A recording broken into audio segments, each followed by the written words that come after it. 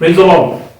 खुदावंद यीशु मसीह के नाम से और उसके प्रेम में फिर एक बार हम आप सबों को स्वागत करते हैं और इस हफ्ते के पहले दिन की जो मन्ना के लिए आज आप सबों को फिर एक बार मैं स्वागत करता हूं और इस YouTube चैनल के द्वारा प्रभु आप सबों को आशीष करे, आशीर्वाद करे।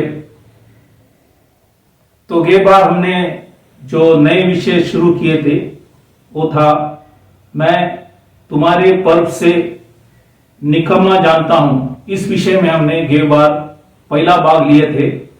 आज वही विषय में हम दूसरा भाग जो एमोस की किताब 5वां अध्याय 21वां वचन में है, तो आज हम उसके दूसरा भाग हम देखेंगे। ये बार हमने खुदा के पर्व के विषय में और इजराइलियों की पर्व मतलब लोगों की पर्व या दुनिया की जो भी आज ईसाई लोग या तमाम यहूदी लोग जो भी अपने तरफ से जो भी पर्व करते उसके विषय में, और ये बार क्रिसमस और उसके जो भी पालन है, रीति रिवाज है, सारी बातों को वचन से आपको दिखाया। और आज हम दूसरे भाग में जाएंगे यही। और आज आप जानते हैं कि हम 10वां महीने में प्रवेश चुका है।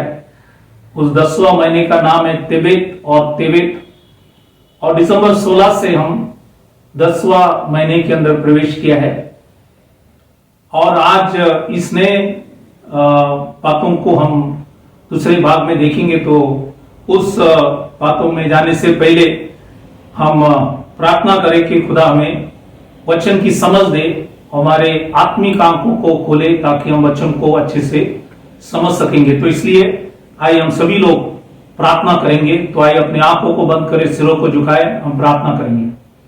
Hallelujah hallelujah. खुदावन यीशु मसीह, राजाओं का राजा, प्रभुओं का प्रभु, हफ्ते के पहले दिन खुदावन आपको हम धन्यवाद करते कि आपने फिर एक बार हमारे जीवन के अंदर एक मौका दिया। इस महामारी के बीच में आपने हम सबों को संभाल कर यहां तक पहुंचाया। और हम प्रार्थना करें प्रभु, आज इस रोटी तोड़ते टाइम हमारे समझ को खोल, जो भी बताया वचन के आधार पर होने के लिए हम प्रार्थना करें। हमारी आत्मिक आंखों को खोल, हमें सिखा समझा ताकि सीखकर समझकर हम आपकी आदर सम्मान कर सके। लॉर्ड सभी के ऊपर दया कर, सुनने वाले सुनाने वाले दोनों के ऊपर दया कर, सबों के ऊपर अनुग्रह कर। छोटी सी विनंती खुदावन यीशुआ की मसीहा के नाम से मांगता हूं, सुन कबूल कर, आमीन। तो आज जो दूसरा भाग है, मैं तुम्हारे पर्व से, बाइबल में लिखा है निकम्मा जानता हूं, उसका दूसरा भाग हम देखेंगे। तो आज 3 विषय के ऊपर हम देखेंगे। एक है सांता क्लॉस क्या है, उसी के विषय में ये बार नहीं बताया, उसी को हम देखेंगे। उसके बाद खुदा ने उस होरे पर्वत के अंदर लिखा है कि कोई रूप न दिखाई पड़ा, तो रूप न दिखाई पड़ा, इसके विषय में कुछ वचनों को हम देखेंगे। और तीसरा जो विषय है महीने की आरंभ या नया चांद, ये क्या है, ये तीनों जो विषय आज हम वचन से उसी को हम देखेंगे। तो पहला जो है सांता क्लॉस की जो उत्पत्ति है, ये कहां से आए। तो आज बहुत से लोग सांता क्लॉस को मानते हैं, ये कहां से आए, इसकी उत्पत्ति कहां से, इसी के बारे में कई बातों को देखेंगे। ये सांता क्लॉस एक डच जो राष्ट्र है, उसी लोगों ने इस सांता क्लॉस जो वाक्य या शब्द वापर करते हैं, इसका डच में ऐसा है सिंटरक्लास। सिंटरक्लास का मतलब है कि संत निकोलस, इसका अर्थ है संत निकोलस है। और यह संत जो निकोलस था, इसके नाम से सांता क्लॉस आया है। और यह संत निकोलस 4वीं शताब्दी में, तो ये एक यूनानी बिशप था। और इनका जन्म पतारा मायरा मतलब तुर्की, ये जो अभी का देश है तुर्की, वहां पे इनका जन्म हुआ। और 280 एडी में, मतलब यीशु मसीह के बाद आसपास में इनका जन्म हुआ।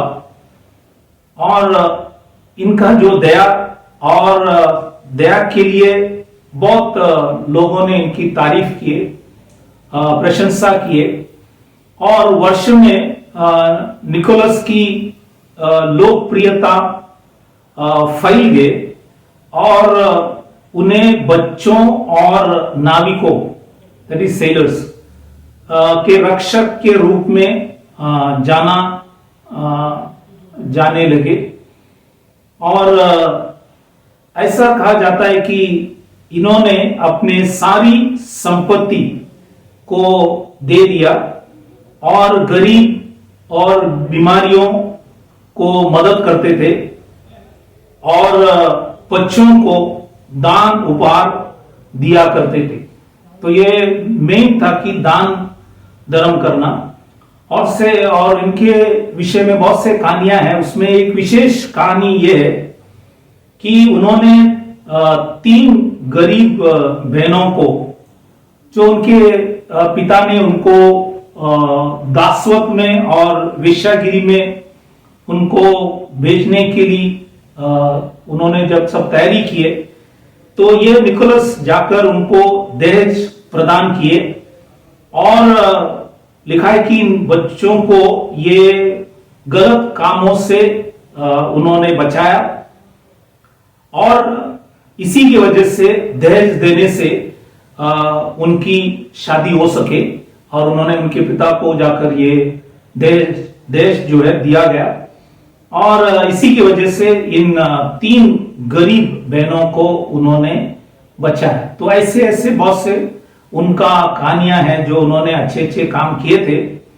और इनका और एक विशेष बात यह था कि ये 3 नीले रंग के 3 कोने वाली टोपी पहनता था और लाल कमर कोट और पीली रंग का मोजा पहनता था। इसलिए इनके अंदर बहुत से लाल कपड़ा जो है, और ये इसलिए आप देखेंगे कि ये सांता क्लॉस लाल और सफेद और घोड़े के ऊपर, ये सब आप जब देखेंगे। और ये जो दान दे रहे थे ये अस्थाई सामग्री दान देते थे, लेकिन आज हमें आत्मिक दान के विषय में हम देखना है, क्योंकि ये व्यक्ति अच्छे काम तो चले गए लेकिन इनके नाम से, तो आज ये देखेंगे ये एक नकली मसीह हमें दर्शाते हैं। और हम किसी का भी रूप बाइबल के अंदर लिखा है, चाहे वो सांता क्लॉस हो या हम कुछ वचनों को देखेंगे, तो ये सब हमें करना नहीं है, क्योंकि ये परमेश्वर के पवित्र कलाम में ये नहीं है। और इनके नाम से, निकोलस के नाम से, मैंने कहा सांता क्लॉस जो है इनके उत्पत्ति वहां से है। और इन्होंने जो दान धर्म करते थे, लेकिन आज हमें आत्मिक दान के विषय में वचन से हमें देखना है। खुदावन यीशु मसीह इसलिए आए कि आपको आत्मिक वरदान दे, इसलिए हम आत्मिक वरदानों के विषय में वचन से कई बातों को देखेंगे। शारीरिक दान नहीं, क्योंकि आप किसी को मदद करेंगे, दान देंगे, वो दान लेंगे, वो चले जाएंगे, वो नरक भी जा सकता है। लेकिन हम अगर आत्मिक दानों को देकर उन्हें आत्मिक बातों को अगर समझाए, तो हम किसी को पापों से छुड़ा सकता है। ये काम हमें करना है।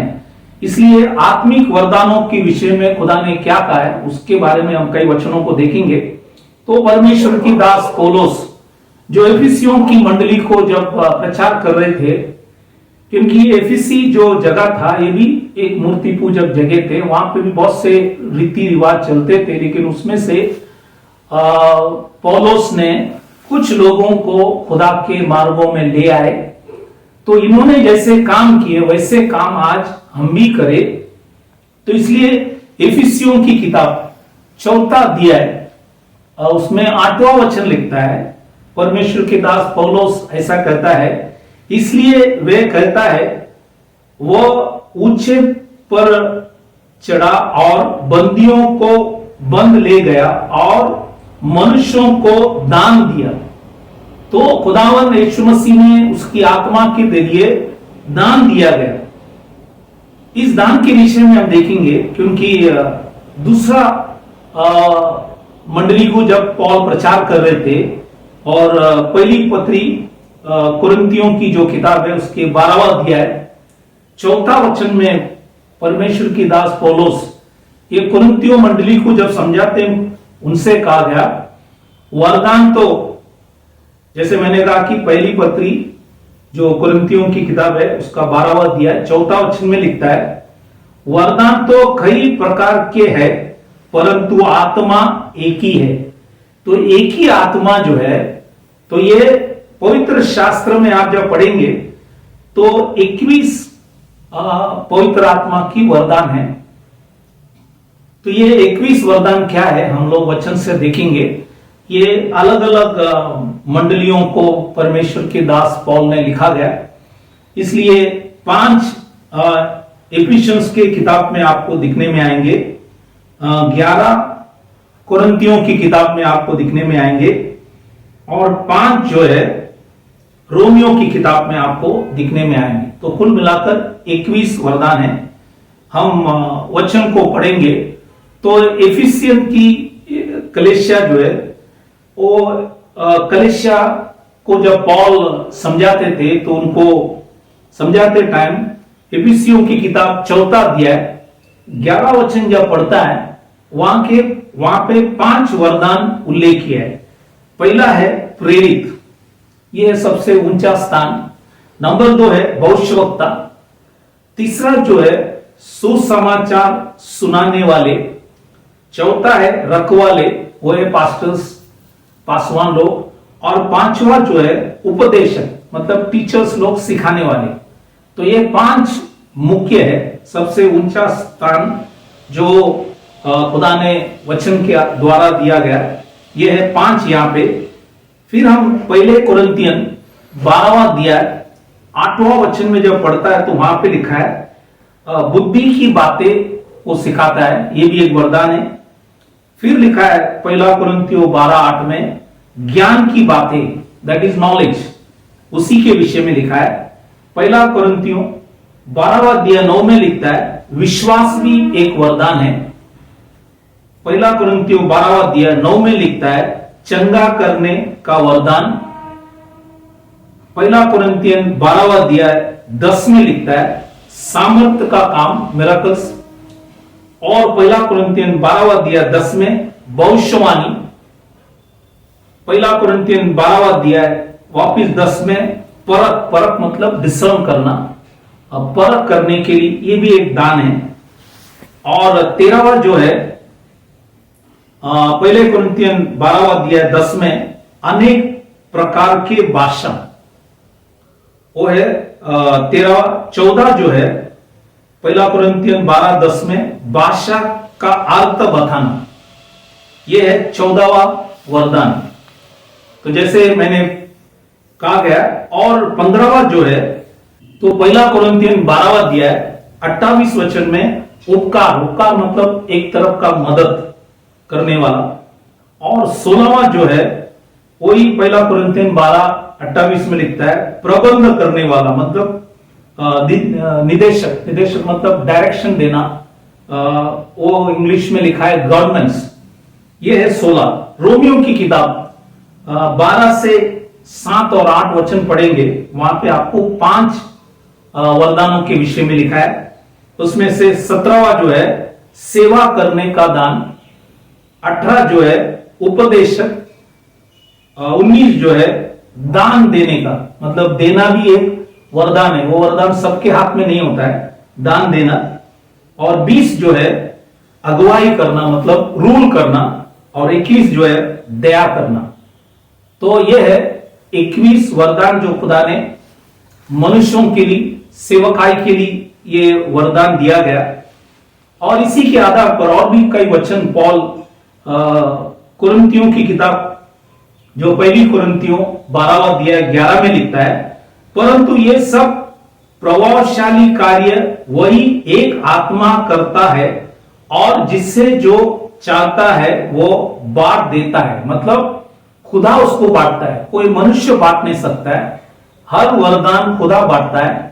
और इसलिए यहां पे लिखा है कि हर वरदान खुदा देता है। तो ये हर वरदान जो है, जैसे विश्वास भी एक वरदान है क्योंकि सब में वो विश्वास नहीं है, इसलिए खुदा हर वरदान को बांटते हैं।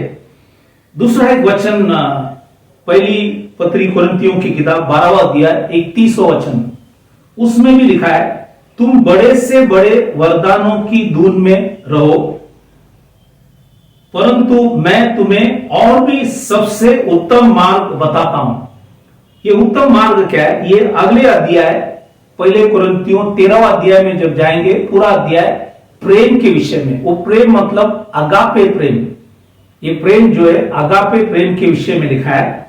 और खुदा कहता है भले तुम्हारे पास 21 वरदान भी होगा, लेकिन अगर प्रेम नहीं है तो उसमें कुछ आशीष नहीं है। तो इसलिए प्रेम भी चाहिए। तो हमें लोगों को डांटना भी है, प्रेम भी करना है। जैसे पिता अपने बच्चों को डांटता भी है, प्रेम भी करता है, वैसे खुदा भी वैसे करते हैं। इसलिए दासों का भी काम है, डांटना भी है, प्रेम भी करना है। इसलिए यहां पे लिखा गया, ये बाइबल के अंदर परमेश्वर लिखा है सबसे बड़ा वरदान जो है वो है प्रेम। और वो खुदा ने, इसलिए आज सांता क्लॉस की जो भी दान वो नहीं हमें प्राप्त करना है, हमें आत्मा की जो वरदान है, दान है, ये हमें प्राप्त करना है। इसलिए आपको इस विषय में इस बातों को यहां पे आपको बताया, इसलिए इस बातों को ख्याल करना। अब हम दूसरा जो विषय है वो है कोई रूप न दिखाई पड़ा। इसके विषय में हम देखेंगे। अब कुछ वचन हम बाइबल से हम देखेंगे, क्योंकि आज मैंने जैसा कहा कि लोग सांता क्लॉस को ले आते और बहुत कुछ चीज करते हैं। ये भी एक तरफ से एक मूर्ति पूजा है। जैसे मैंने कहा कि ये एक नकली मसीह हमें दर्शाता है, इसलिए इसको हमें ख्याल करना है। अब हम पहले वचन देखेंगे, व्यवस्था विवरण इसके 4 अध्याय 15 और 16 वचन में लिखा है, इसलिए तुम अपने विषय में बहुत सावधान रहना। लिखा है कि बहुत सावधान रहना। जब लिखता है कि बहुत सावधान रहना, तो हमें बहुत ख्याल करना है, क्योंकि जब यहोवा ने तुमसे होरे पर्वत पर आग के बीच में से बातें की, तब तुमको कोई रूप न दिखाई पड़ा, कोई रूप न दिखाई पड़ा। कहीं ऐसा ना हो कि तुम बिगड़ जाए। तो न बिगड़ने के लिए खुदा ने कोई रूप नहीं बताया। अगर खुदा उस होरे पर्वत के ऊपर कोई रूप दिखाता, तो नीचे बहुत से आर्टिस्ट लोग खड़े थे, वो तुरंत क्या करते थे, वो उनका जो भी चेहरा होगा या जो भी है, वो फटाफट उसको बनाते थे और मूर्ति बनाकर बेचकर बहुत से पैसे भी कमाते। इसलिए खुदा ने कोई रूप बाइबल के अंदर लिखा है, वहां पे बनाया नहीं। इसलिए लिखता है सांता क्लॉस भी एक रूप है। इसलिए हमें ये सब चीज से ख्याल करना है। इसलिए खुदा ने पर्वत के ऊपर कोई रूप दिखाया नहीं। तो बाइबल के अंदर लिखा है न दिखाने पर भी लोग आज भी बहुत से रूप बना के रखा है। इसलिए यहां पे आगे जब हम पढ़ेंगे तो व्यवस्था विवरण इसका 4 अध्याय 16 से 19 वचन जब आप पढ़ेंगे, तो यहां पे खुदा ने कहा कि 12 जो रूप है, इसको हमें दंडवत या सेवा न करें। हम इस चीज की दंडवत न करें, ना सेवा करें। क्या क्या चीज है? 12 है। एक है हमें कोई भी रूप बनाना नहीं, वहां पे लिखा है रूप।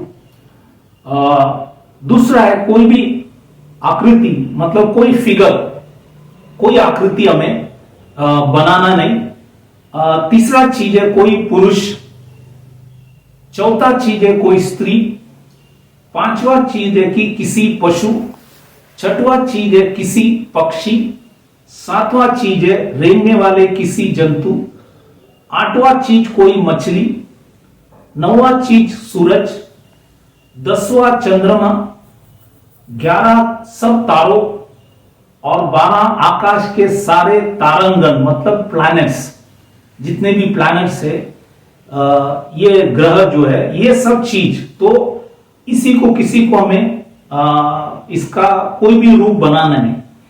अब देखो, विशेष करके खुदा ने यहां पे लिखा है कोई आकृति, कोई पुरुष या स्त्री का बनाना नहीं। फिर भी लोगों ने यीशु मसीह का फोटो बनाकर अपने घर में रखते।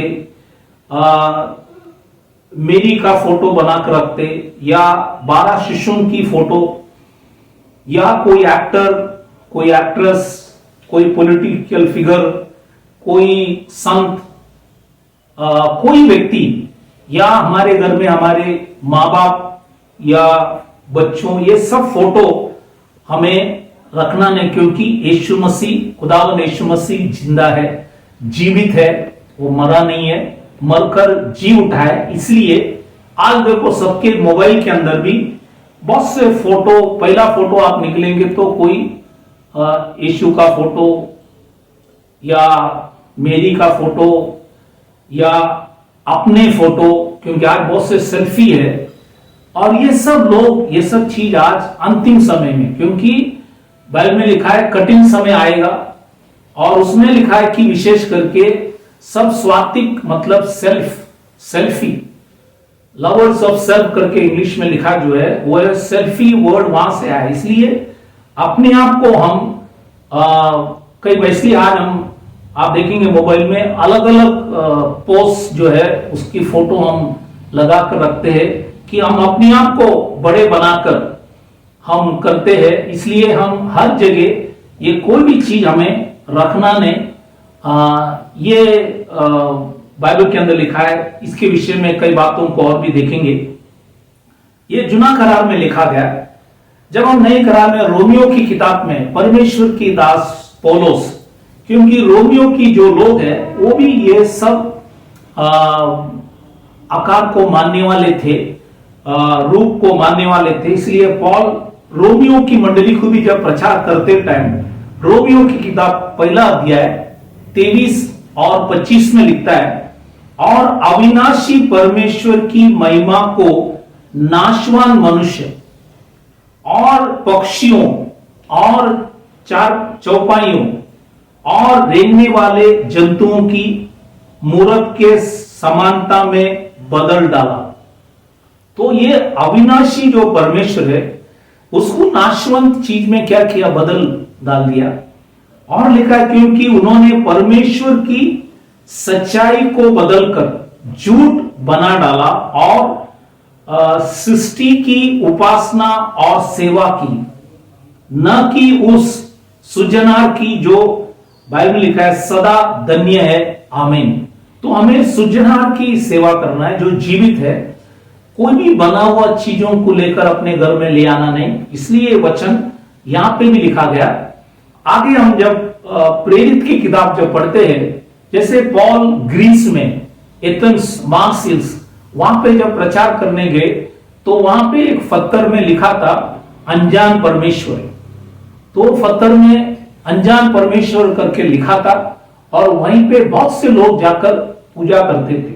तो पॉल वहां पे जाते जाते उन सभी लोगों को प्रचार कर कर समझाया, और उससे कहा कि प्रेरित 17वां अध्याय 29 वचन में लिखता है, अंत परमेश्वर जो परमेश्वर का वंश होकर, लिखा है कि हम परमेश्वर का वंश होकर हमें यह समझना उचित नहीं कि ईश्वर सोने या रुपये या पत्थर के समान है, जो मनुष्य की कारागिरी और कल्पना से गढ़े गए हो।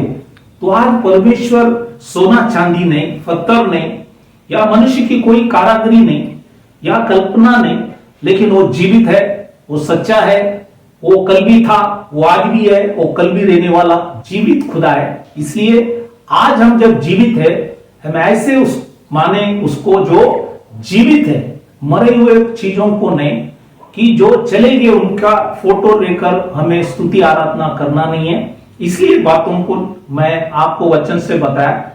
विशेष एक और वचन यह बताना है कि निर्गमन की किताब 34वां अध्याय में लिखा है कि परमेश्वर का 13 जो गुण है जिसे वो सारा दुनिया को राज करते, उसमें एक गुण ऐसा लिखा है। तो निर्गमन इसका 34वां अध्याय 7वां वचन में लिखता है, परंतु दोषी को वह किसी प्रकार निर्दोष न ठहराएगा। तो अगर दोषी है उसको निर्दोष न ठहराएगा। वह पितरों की अधर्म को, पितरों की अधर्म का दंड उनके बेटों वरन पोतों और पर पोतों की को भी देने वाला है। तो आज देखो लिखता है कि पितरों की जो अधर्म है वो बाइबल में लिखा है, उनका जो दंड है कई बार बेटों के ऊपर, कई बार पोतों के ऊपर और कई बार पर पोतों को भी देने वाला परमेश्वर है। इसलिए कई बार आप देखा होगा कि जब माँ बाप जिंदा है बच्चे चले जाते, बहुत से माँ बाप को यह मालूम नहीं इसका कारण क्या है, और ये सब हम लोग जब करते हैं जो खुदा ने लिखा है कि नहीं करना है, ये सब हम ख्याल नहीं करते, सीरियसली उसको लेते नहीं। लेकिन जब ऐसे कुछ घटना होता है तो हम पूछते हैं कि ऐसा क्यों हुई, लेकिन हमने वचन पढ़ते हैं लेकिन हम उसको सीरियसली लेते नहीं। और ये सब चीज जो खुदा ने लिखा है इस वचनों को हम ख्याल करें, क्योंकि उन्होंने व्यवस्था में लिखता है कि तुम सावधान रहना, इसलिए कि तुम अपने विषय में बहुत सावधान रहना। तो आज हमें बहुत सावधान रहना है कि हम ये, क्योंकि परमेश्वर दोषी को बाइबल में लिखा है निर्दोष, इसलिए इस बातों को ख्याल करना है। सिर्फ क्षमा मांगेगा तो, और क्षमा मांगकर गलती से हम अगर सुधरेंगे तो खुदा हमारे ऊपर दया कर सकता है।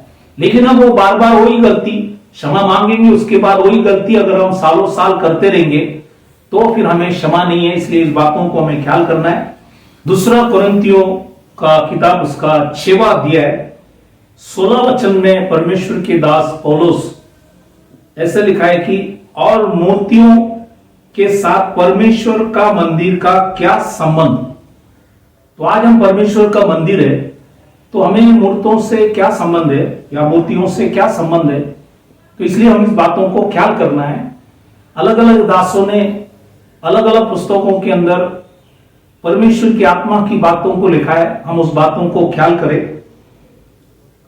यिर्मयाह नबी 2 अध्याय 28 वचन में लिखता है, परंतु जो देवता तूने बना लिया है वह कहां रहे, यदि वे तेरी विपत्ति के समय तुझे बचा सकते हैं तो अभी उठे, क्योंकि ये यहूदा तेरे नगरों के बराबर तेरे देवता की बहुत से है। इसलिए बाइबल के अंदर लिखा है सब नगरों की बराबर। आप देखेंगे बहुत से देवता है, इसलिए लिखता है कि क्या वो हमें विपत्ति के समय बचा सकता है। इसलिए हम इस बातों को ख्याल करें।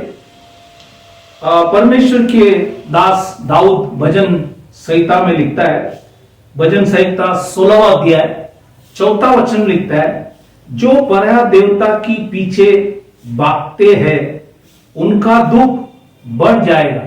तो आप कोई पराया के पास चले जाएंगे तो हमारा दुख बढ़ता है। इसलिए कई बार जैसे मैंने कहा बहुत से घरों में मरण होते, माँ बाप जिंदा है बच्चे चले जाता है, इसका कारण क्या है। बहुत से बार लोग पूछते ऐसा क्यों हुई, लेकिन हमने इस बातों को सीरियसली खुदा ने लिखा है। ये हम बाइबल पढ़ते टाइम ये स्टोरी नहीं है, ये हकीकत बात है, इसलिए हम इस बातों को ख्याल करें। यदि आपको घर में कुछ रखना है तो बाइबल में लिखा है वचन को लगाओ।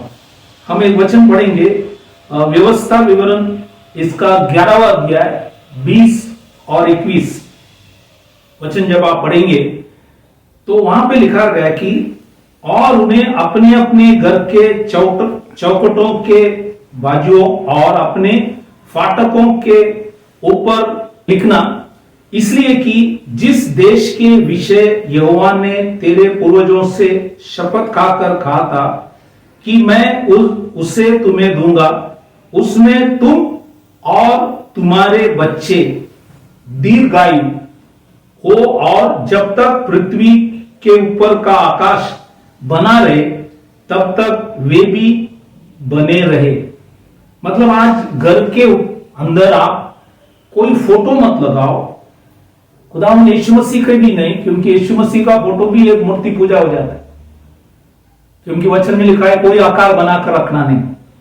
अगर हम वचन रखेंगे तो आयु बढ़ता है, उम्र बढ़ता है, लेकिन अगर फोटो रखेंगे तो हमारी आयु कम होता है, आयु कम होता है। खुदा की इच्छा नहीं कि आप समय से पहले चले जाना चाहिए, इसलिए ये सारी वचनों को यहाँ पे लिखा है ताकि हम इस बातों को ख्याल करें। इसलिए हमारे घर में हम वचनों को अपने हर रूम के अंदर, घर के अंदर, फाटकों के ऊपर, दरवाजे के ऊपर, जहां भी है वचन लगाओ, ताकि वचन से खुदा आपको आशीष करे, क्योंकि आप आते जाते टाइम उस वचन को पढ़ सकेंगे और खुदा के वचन को ख्याल करें। लेकिन अगर फोटो लगाए, कोई आकार लगाए, तो उसके पीछे शैतान काम कर सकता है। इसलिए हम इस बातों को ख्याल करें। अब हम विशेष एक बात, निर्गमन की किताब 32वां अध्याय, यहां पे जो था एक परमेश्वर के दास एरन, जो याजक थे, उन्होंने क्या किया, देखो ये पूरे अध्याय में आप जब पढ़ेंगे, यहाँ पे विशेष 7 बातों को लिखा है जो आपको बताना चाहता हूं। कि यहाँ पे निर्गमन 32:5 में हारून ने ये प्रचार किया, कल यहोवा के लिए पर्व होगा। ये वर्ड पर्व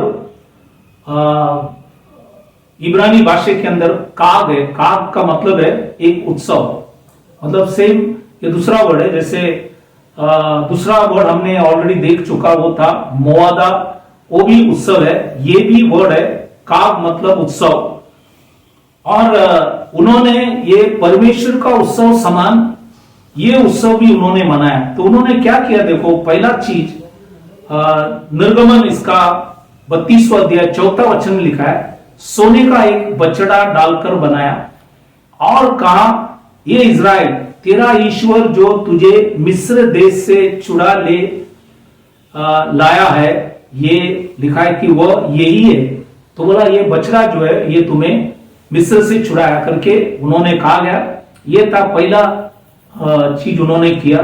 नंबर 2 वहां पे लिखा है कि निर्गमन 32वां अध्याय 6वां वचन में लिखता है, फिर बैठकर खाया पिया और उठकर खेलने लगे। ये दूसरा चीज उन लोग ने किए। तीसरा चीज निर्गमन 32वां अध्याय 18 में लिखता है, बाइबल के अंदर लिखा है, मुझे तो गाना का शब्द सुनाई पड़ता है। तो लोग गाते भी थे। चौथा चीज जो है 32 का 19 में लिखता है, वो लोग नाचना बाइबल में लिखा है, दिखाई पड़ा, नाचना भी दिखाई पड़ा वहां पे। ये चौथा चीज है। पांचवा चीज 21वां वचन में लिखता है, मूसा ने एरन से कहा, तूने उनको इतने बड़े पाप में फंसाया। तो ये बड़े पाप है, इसको बोलता है ग्रेट सिन, बड़ा पाप। इसलिए मूर्ति पूजा जो है बड़ा पाप है। छठवां चीज लिखा है कि 32 का 25 में लिखता है, निर्कुश कर दिया, मतलब बहुत से लोग नंगे भी हो गए। और 7वां चीज वहां पे लिखा है 32 का 28 में लिखता है, निर्गमन में लिखा है 3000 लोग मारे गए। यहां पे आप देखेंगे 3000 लोग मारे गए। तो आज यहां पे देखो ये गलत काम करने से क्या हो गया, क्योंकि इसलिए यहां पे लिखा है कि ये बड़ा पाप है, इसलिए हम इससे बच के रहे। क्यों ये बता रहा है, क्योंकि अब मैं रूप के विषय में 3 उदाहरण बताना चाहता हूं। ये है कि हम दानियल की किताब जब पढ़ते हैं, दानियल के समय में भी नबूकदनेस्सर राजा ने दानियल की किताब 3रा अध्याय 1 वचन में लिखता है, सोने का एक मूरत बनवाया। यह है नबूकदनेस्सर ने किया था। लेकिन उस टाइम आप देखा वचन में, आपको मालूम है कि शद्रक, मेशक, अबेदनगो, उन्होंने उस मूरत की पूजा नहीं की। फिर आप देखेंगे वही दानियल की किताब 11वां अध्याय 31 में, घृणित वस्तु को खड़ा करके जो उजाड़ कर देती है। ये किसके विषय में लिखा है? ये है क्रिस्ती विरोधी जो था, वहां पे जो था एंटियोकस एपिफेनिस, जो अपने आप को कहते हैं कि मैं परमेश्वर से हूं, कि मैं जो परमेश्वर मनुष्य में प्रकट हुआ करके वो बताते थे। और उन्होंने ये घृणित काम वहां पे किए। और इन्होंने जो किया और नबूकदनेस्सर ने जो किया, ये दोनों चीज जो आप देखेंगे, एक मूरत बनाया। जैसे आप देखेंगे कि एंटियोकस ने जूस, मतलब ग्रीक जो देवता है, उसका भी वहां पे मूर्ति उन्होंने बनाया। और ये दोनों चीज आप जब पढ़ेंगे तो आपको याद रखना है कि प्रकाशित वाक्य 13वां अध्याय 14 वचन में जो आने वाला पशु क्रिस्ती विरोधी है, उधर लिखा है कि प्रकाशित वाक्य 13-14 में लिखता है पशु का मूर्ति बनाओ। तो वहां पे लिखा है वो भविष्यवक्ता कहेंगे कि पशुओं का मूर्ति बनाओ। तो आने वाले दिनों के अंदर ये मूर्ति पूजा बढ़ेंगे। इसलिए दानियल में जो लिखा हुआ 2 व्यक्ति के बारे में आपने देखा कि नबूकदनेस्सर राजा ने भी किया, एंटियोकस ने भी किए। इसलिए आने वाला जो क्रिस्ती विरोधी भी वैसे करेंगे। इसलिए आज हम वहां पे प्रवेश करेंगे, क्योंकि 7 साल के तकलीफ के टाइम ये सब चीज आप देखेंगे। अगर हम मसीह आने के टाइम अगर हम नहीं गए तो फिर हम इस सब परिस्थिति के अंदर जाएंगे। इसलिए इस बातों को ख्याल करना। इसलिए मैंने 3 उदाहरण रूप के विषय में बताया जो प्रकाशित वाक्य में भी हमने पढ़ा था और व्यवस्था विवरण के किताब में भी हमने पढ़े। इसलिए परमेश्वर ने लिखा है ये अभी आगे के दिनों में बढ़ेंगे। इसलिए इस बातों को ख्याल करना है। इसलिए परमेश्वर का दास आइजिया नबी 29 मतलब 29वां अध्याय 13 वचन में लिखता है और जो केवल मनुष्यों की आज्ञा सुन सुनकर, लिखा है कि मेरा भय मानते हैं। तो आज मनुष्यों को लोगों ने, प्रचारक ने ऐसे सब प्रचार करके, जैसे आज देखो बहुत से ईसाई लोग, दास लोग आज क्रिसमस के विषय में, क्रिसमस ट्री के विषय में, सांता क्लॉस के विषय में लोग अच्छे अच्छे विश्वासी है, लेकिन फिर भी ये सब चीजों को मानते हैं, करते हैं। इसलिए लिखा है कि ये प्रचारक मनुष्य की आज्ञा, लिखा है कि सुन सुनकर, मनुष्य की आज्ञा सुन सुनकर मेरी क्या हो गया, भय मानते। तो ऐसा लोगों को डरा कर रख दिया कि ये हमें करना है, क्योंकि सभी लोग करते हैं। आज सभी लोग बोलते कि सब करते, तो हमें करने में क्या दिक्कत है। तो ये है लोगों को सिखाया गया। इसलिए नए करार में मत्ती की किताब 15वां अध्याय 9 में लिखता है और ये व्यर्थ मेरी उपासना करते हैं, क्योंकि मनुष्यों की विधियों को धर्मोपदेश करके सिखाते हैं। तो मनुष्यों की विधियों को प्रचार कर लोगों को क्या करता है, ये धर्म उपदेशक है, ऐसे सिखाकर लोगों को बताते। लेकिन लिखा है कि वचन में व्यर्थ उपासना है। इसलिए इस बातों को हम ख्याल करें। मत्ती के 15वां अध्याय 14 वचन लिखता है और अंधा यदि अंधे को मार्ग दिखाए तो दोनों ही गड्ढे में गिर पड़ेगा। तो दोनों भी, ये फरूसी लोगों के विषय में खुदा ने कहा, क्योंकि ये फरूसी लोग, शास्त्री लोग, सदुकी लोग, हेरोदियन लोग, नाजरीन लोग, ये सभी लोग बाइबल के अंदर लिखा है अंधे थे।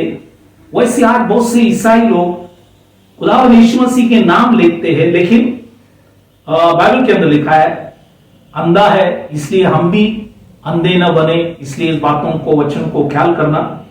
मत्ती के 16वां अध्याय 6 और 12 में जब पढ़ता है तो खुदा ने लिखा है फरीसियों और सदूकियों की खमीर, ये सब खमीर है, खमीर मतलब शिक्षा से सावधान रहना। तो इनकी शिक्षा से, तो आज तो यहाँ पे फरीसियों और सदूकियों नहीं है, लेकिन अलग अलग मंडलियां हैं, अलग अलग नाम से है, काम सब वही है। इसलिए बातों को हमें ख्याल करना है। परमेश्वर के दास पौलुस गलतियों की किताब 5वां अध्याय 9वां वचन में लिखा है थोड़ा सा खमीर सारे गुंदे हुए आटे को खमीर कर डालता है। थोड़ा सा गलती, थोड़ा सा पाप, आज ये बढ़कर आज पूरे लोगों के अंदर, पूरे आटे जो है, खुदा की लोग है, वो पूरे आटे के अंदर ये थोड़ा सा खमीर जब घुस गए, वो फैल कर आज इतना हुआ कि लोगों को उसमें से बाहर निकलना बहुत मुश्किल है। लेकिन परमेश्वर की आत्मा से, विश्वास से हम इससे अलग होना चाहिए। इसलिए और भी कई वचन है दूसरा कुरिन्थियों इसका 6वां अध्याय 17 वचन में क्या लिखता है? दूसरा कुरिन्थियों 6वां अध्याय 17 वचन में लिखता है, इसलिए प्रभु कहता है, परमेश्वर के दास पौलुस ने लिखता है, पौलुस लेखन करता है, प्रभु कहता है, बाइबल में लिखा है, उनके बीच में से निकलो और अलग रहो।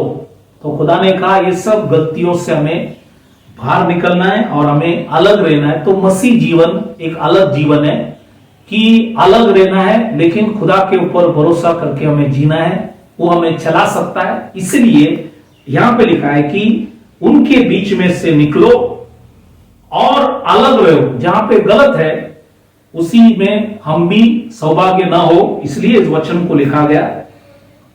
प्रेरित की किताब 3 अध्याय 19 वचन लिखता है, इसलिए मन फिराओ।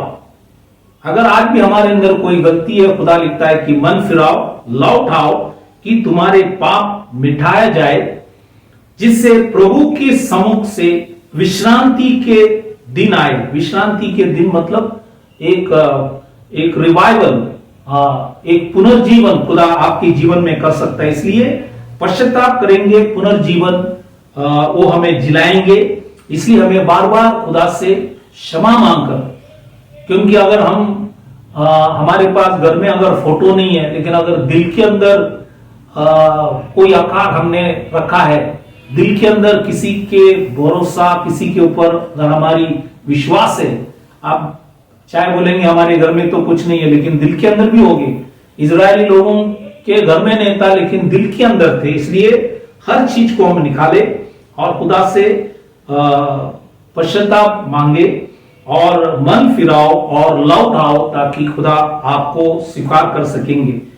ये क्यों इसलिए बताया? क्योंकि प्रकाशित वाक्य 21वां अध्याय 8वां वचन में लिखता है, मूर्ति पूजक का भाग उस झील में मिलेगा जो आग और गंधक से जलती रहती है, ये दूसरी मृत्यु है। तो अगर हम मूर्ति पूजा करते रहेंगे, आप बोलेंगे सांता क्लॉस में क्या है, क्रिसमस ट्री में क्या है, या और कोई चीज में क्या है, आप पूछते रहेंगे। लेकिन लिखता है कि ये सब मूर्ति पूजक, बाइबल के अंदर लिखा है, कहां पे मिलेंगे? बाइबल में लिखा है झील में मिलेंगे, जहां पे आग और गंधक से जलती रहती है। बाइबल में लिखा है ये दूसरा मृत्यु है। इसलिए हम इस बातों को ख्याल करें। ये है दूसरा विषय मैंने आपको बताया कि खुदा ने कोई भी रूप, बाइबल में लिखा है, होरेब पर्वत के अंदर कोई रूप बाइबल में लिखा है दिखाया नहीं। इसलिए आज खुदावन यीशु मसीह जिंदा है और इसलिए हम कोई रूप बनाकर अपने घर पे रखना नहीं, अपने दिल में भी रखना नहीं, ताकि खुदा आप सबों को आशीष करे। तीसरा जो विषय है महीनों की आरंभ के विषय में हम देखेंगे, या नया चांद। अभी न्यू ईयर आ रहा है, लोगों को मालूम है, और हम भी ये सब चीज पहले करते थे, लेकिन आज हमें वचन जो समझ दिया, इसी को हम समझे कि महीनों की जो आरंभ है या नया चांद, ये क्या है। हम कुछ वचनों को देखेंगे। निर्गमन इसका 12वां अध्याय 2 वचन लिखता है, खुदा ने लिखा है, ये महीना तुम लोगों के लिए आरंभ का ठहरे, अर्थात वर्ष का पहला महीना यही ठहरे। तो आरंभ महीने, इधर खुदा ने नए साल का जो आरंभ महीना है वो हमें बताया, वो था हबीब महीना या निसान महीना। और ये वचन जब हम लोग आगे पढ़ता है, गिनती की किताब 28वां अध्याय 11 वचन में भी लिखा है महीनों की आरंभ। तो ये महीनों की आरंभ क्या है? तो ये महीनों की आरंभ या नया चांद, जैसे हम उत्पत्ति किताब 7वां अध्याय 11 वचन जब पढ़ेंगे, ये 11 वचन में पहली बार महीना का उल्लेख किया गया है। महीना जो वर्ड है, ये महीना इब्रानी भाषा में क्या है? इसका मतलब है खोदेश, मतलब नया चांद। महीना मतलब नया चांद, उसको बोलता है खोदेश। और इब्रानी भाषा में जो बाइबल के अंदर लिखा है आरंभ, जो है आरंभ का मतलब है रोश। इसलिए लिखता है रोश मतलब सिर या मस्तक या मुक्के। तो रोश खोदेश मतलब बाइबल के अंदर लिखा है महीने के आरंभ को क्या बोलता है, रोश खदेश। और उत्पत्ति 7:11 में 7वां अध्याय 11 वचन में पहली बार वर्ष का भी उल्लेख किया गया है। इब्रानी भाषा में वर्ष जो है वो है सना, इसलिए इब्रानी भाषा में साना तोवा बोलता है। साना तोवा मतलब न्यू ईयर, नया साल, साना तोवा। तो ये साना मतलब क्या है, एक समय। साना मतलब समय। तो गॉड साल की जो समय शुरुआत उन्होंने ही किया है। और व्यवस्था विवरण इसका 11वां अध्याय 12 वचन में लिखता है वो ऐसा देश है, इजराइल वो ऐसा देश है जिसकी, बाइबल लिखा है तेरे परमेश्वर यहोवा को, बाइबल के अंदर लिखा है सुधी रहती है और वर्ष के आदि से लेकर अंत तक तेरा परमेश्वर यहोवा की दृष्टि उस पर निरंतर लगी रहती है। मतलब वो देश के ऊपर साल, बाइबल के अंदर लिखा है वर्ष की आदि से लेकर अंत तक खुदा की आंख जो है उस देश के ऊपर है। तो सिर्फ उन लोगों के ऊपर नहीं, जैसा अगर देश के ऊपर है तो आज विश्वास करने वाले ऊपर भी, आज हम भी परमेश्वर का देश है, हमारा जीवन भी एक देश है, इसलिए हमारे ऊपर भी बाइबल के अंदर लिखा है निरंतर उसकी दृष्टि, बाइबल के अंदर लिखा है लगी रहती है। इसलिए इस बातों को भी ख्याल करना।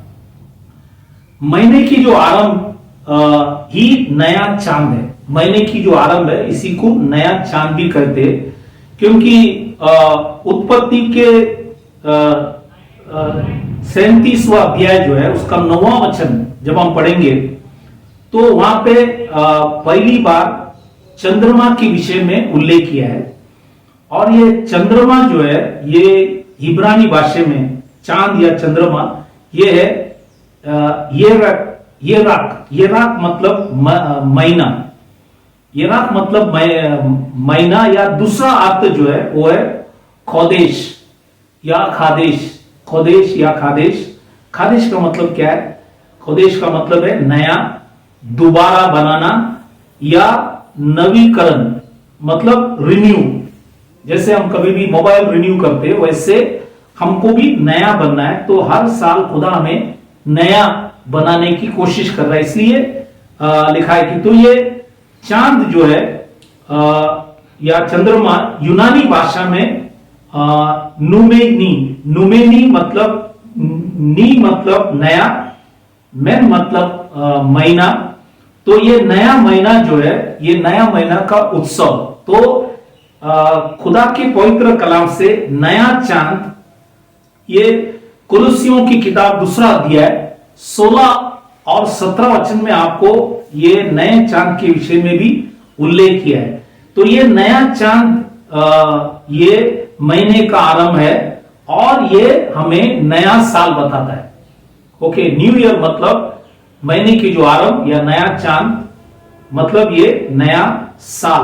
तो पवित्र शास्त्र में पवित्र पंचांग के अनुसार नया साल मार्च अप्रैल में जब खुदा ने पर्व जब शुरू किया होता है, जनवरी में नहीं। अभी हम जनवरी के विषय में भी देखेंगे, कई बातों को आपको बताएंगे।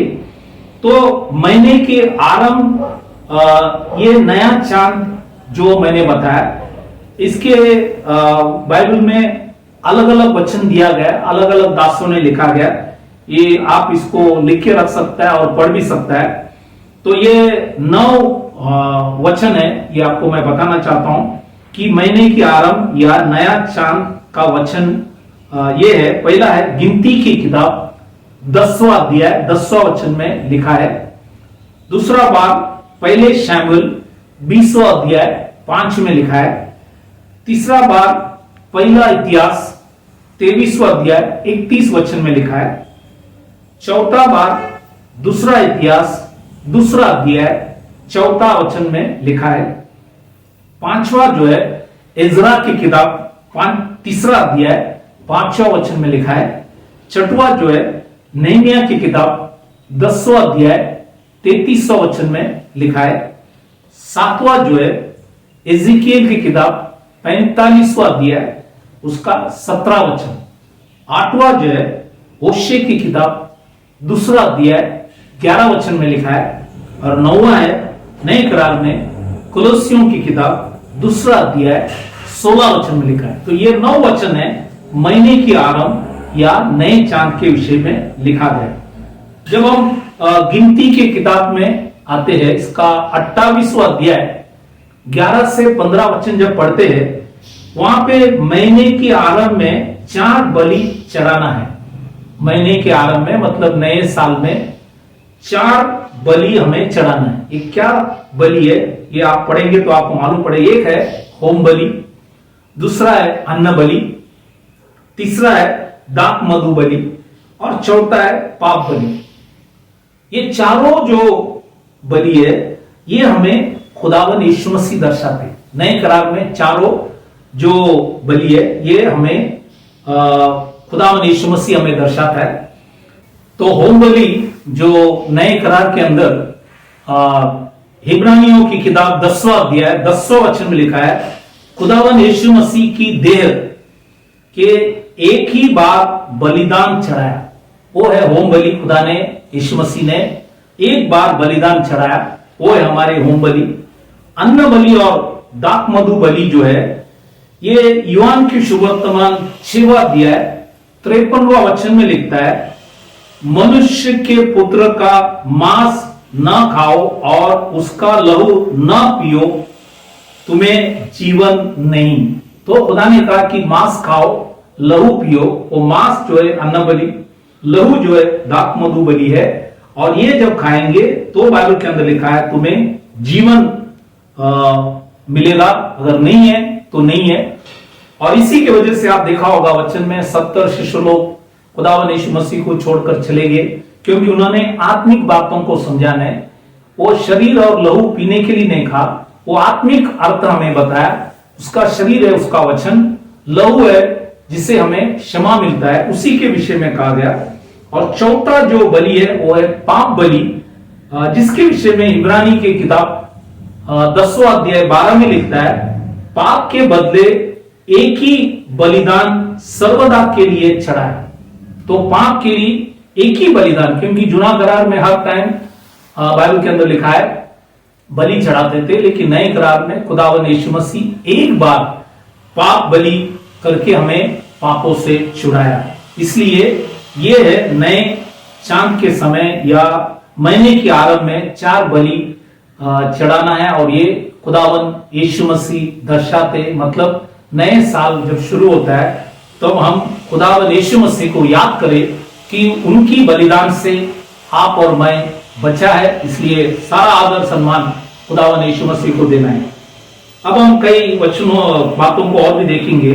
तो पवित्र शास्त्र में 2 पंचांग कैलेंडर है।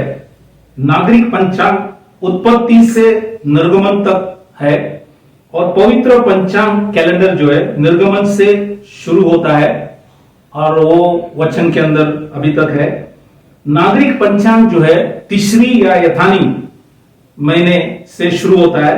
तीसरी और यथानी मतलब सितंबर अक्टूबर महीने में, और समाप्त होता है एलुल महीने में, और वो है अगस्त सितंबर में। पवित्र पंचांग जो है या कैलेंडर जो है वो निसान या अबीब महीने से शुरू होता है, और वो है मार्च अप्रैल, और समाप्त आदर महीना, आदर मतलब फरवरी मार्च महीने में होता है। पवित्र शास्त्र के मुताबिक जनवरी नया साल नहीं है। वचन के मुताबिक निसान या अबीब महीना ये नया साल का शुरुआत है, मतलब मार्च अप्रैल में शुरू होता है। इस बातों को भी ख्याल करना। अब हम वचन पढ़ेंगे तो बाइबल में हर महीना जो है 29 या 30 दिन लंबा होता है, 29 और 30 डेज। और महीना का जो सिर है, मतलब आरंभ महीना, उसको बोलता है रोश खोदेश कहता है। और बाइबल कैलेंडर या पंचांग या जो चांद की जो पंचांग है, इसका मतलब है कि चंद्रमा की उपस्थिति और चाल के आधार पर महीने के बाइबल के अंदर लिखा है गणना की जाती है। मतलब वो कैलकुलेट लिखता है कि चंद्रमा के उपस्थिति और चाल के मुताबिक है। तो लूनार कैलेंडर जो हम कहते हैं, चंद्रमा की जो पंचांग है, वो चंद्रमा की उपस्थिति और चाल के अनुसार कैलकुलेट किया जाते हैं। और उत्पत्ति में जो वचन लिखा है, पहला उत्पत्ति पहला अध्याय 14 वचन में लिखता है, फिर परमेश्वर ने कहा दिन को रात से अलग करने के लिए आकाश के अंतर में ज्योतियां हो और वह चिन्हों नंबर 1 और नियत समयों 2 और दिनों और वर्षों को बाइबल के अंदर लिखा है वर्षों के कारण हो। तो ये 4 चीज के लिए खुदा ने बाइबल के अंदर लिखा है, ये ज्योतियां दी है। एक है चिन्हों के लिए, दूसरा है नियत समय के लिए, तीसरा है दिनों के लिए, चौथा है वर्षों के लिए। तो इसीलिए इसी के द्वारा समय हम पहचान सकता है, साल हमें पहचान सकता है, महीना, समय, साल सब पहचानने के लिए खुदा ने ये दिया गया। दूसरा बात, एक विशेष बात आपको याद दिलाना है कि याद रखिए कि ये आदर 2, आदर मतलब फरवरी मार्च महीना, ये क्या होता है कि ये आदर 2, मैं आपको समझाता हूं क्या है आदर 2 या वेदा। ये प्राचीन काल में इजरायलियों की जो चांद का जो पंचांग कैलेंडर थे, इसमें बाइबल के अंदर लिखा है कई अपूर्णता था, मतलब कई गलती था, और इसके वजह से एक महीना जोड़ा जाता है, उसको बोलता है आदर 2। मतलब आदर लास्ट आखिरी महीना है फरवरी मार्च, उसमें एक महीना बढ़ाता है, उसको बोलता है आदर 2 या वे आदर। और ये गलती ठीक करने के लिए वे 19 साल का चक्र मतलब साइकिल, बाइबल में लिखा है 19 साल की जो चक्र है साइकिल को ले आए। तो ये 19 साल की चक्र साइकिल क्या है, ये ऐसा है कि चंद्रमा वर्ष और सौर वर्ष, सौर मतलब 16, जो हमारी जो कैलेंडर है ये सूरज की जो कैलेंडर मतलब 16 या सौर वर्ष। तो ये चंद्रमा वर्ष और सौर वर्ष से लगभग 11 दिन छोटा होता है। मतलब चंद्रमा जो है सौर वर्ष से लगभग 11 दिन कम होता है या छोटा होता है। ओके, तो इसीलिए ये 11 दिन कम होने से चंद्रमा की जो भी कैलेंडर पंचांग है, ये 16 कैलेंडर मतलब सूरज की जो पंचांग है उसे 11 दिन कम है इसलिए।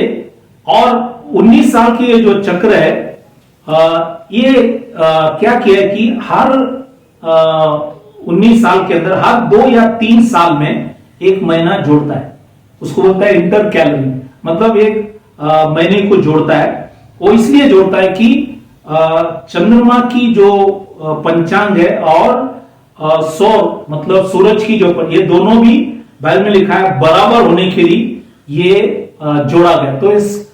तो हर 2 साल या 3 साल में एक महीना जोड़ता है, और ये 7 बार 19 साल में किया जाता है, इसलिए ताकि दोनों जो पंचांग बराबर होने के लिए ये ऐसा किया गया। और एक विशेष बात है कि प्राचीन रोमन जो पंचांग थे, उसमें ये जो महीना जो था शुरुआत मार्च से होता था। मतलब रोमन पहले जो जुना रोमन कैलेंडर में ये चंद्र चक्र जो है इसमें मार्च महीना शुरुआत था, लेकिन सभी लोग ये वैसे मतलब बाइबल के मुताबिक करते थे। लेकिन कुछ समय के बाद सोसीजीनस करके एक खगोल शास्त्री मतलब एस्ट्रोनॉमर, मतलब जो तारा के विषय में सीखता है उसको बोलता है खगोल शास्त्री, एस्ट्रोनॉमर। इन्होंने क्या किया, जूलियस सीसर जो रोमन तनाशाह को सौर वर्ष के पालन करने के लिए मन लगाया, बोला ये 16 जो पंचांग है उसी को करना है। और इसलिए उन्होंने बाइबल के अंदर लिखा है कि उन्होंने इतिहास बताता है कि उनका काम था, और उन्होंने जूलियस सीसर को बताया गया कि हम अभी इसको महीने को बदली करेंगे और उसी के द्वारा जनवरी महीना नया साल 46 बीसी में ये शुरू हुआ, क्योंकि ये सोसिजीनस, मैंने कहा कि जो एस्ट्रोनॉमर था, खगोल शास्त्री था, उन्होंने जूलियस सीसर को समझाया और उसी के द्वारा ये जो मार्च महीना जो शुरुआत महीना था उसको बदली करके जनवरी 46 बीसी में शुरू कर दिया। और नया जो साल का हमारा आधुनिक उत्सव प्राचीन रोमन रीति रिवाजों के से शुरू होता है और रोमन लिखा है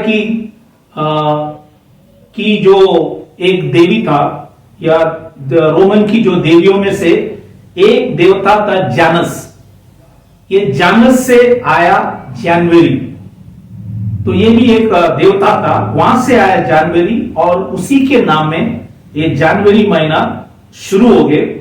इसलिए लिखता है कि और एक विशेष बात यह है कि ये जानस जो देवता था, इनको दो चेहरा था, एक सामने और एक पीछे।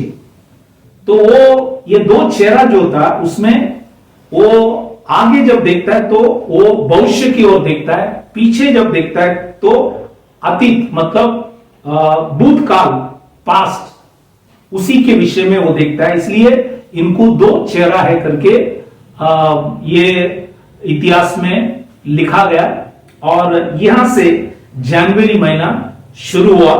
तो ये भी आपको मैंने बताया कि ये है इतिहास, कहां से ये जनवरी महीना आया। और जितने भी महीने आज हम इंग्लिश कैलेंडर में है, ये सब रोम के जितने भी देवियों देवताओं इन्हीं के नाम पे है, इस बातों को भी ख्याल करना।